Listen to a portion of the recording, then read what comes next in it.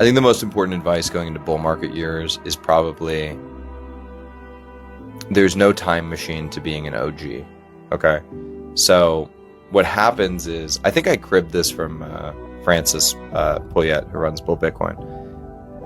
People get here and they finally understand Bitcoin. They get orange pilled and they say to themselves, fuck, I really should have been here 8 years ago and I should have 10 Bitcoin instead of 1 Bitcoin. How do I get to 10? You know, and then they go, ooh, I'm going to take a hell of a bunch of leverage. And they think that sort of leverage is this like time machine you can travel back to and become an OG.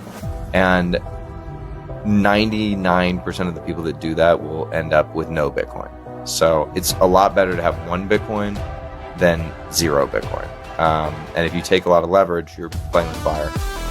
This warning is like self-selecting because the people that are going to take leverage are going to do it anyway.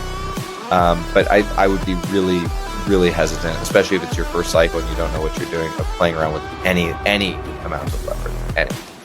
So just be careful with that. I think there are, you could maybe do smart, intelligent debt strategies that are, uncorrelated from Bitcoin.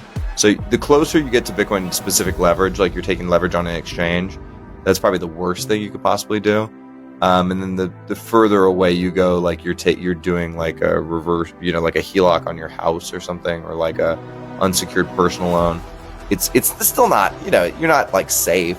There's not no risk, but it's probably better than doing like, actual hardcore 100x leverage trading on, the Bitcoin exchanges.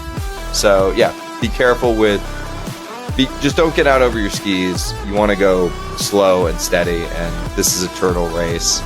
And at the end of the day, Bitcoin's a war of attrition. So the people that are here for the longest amount of time are going to win.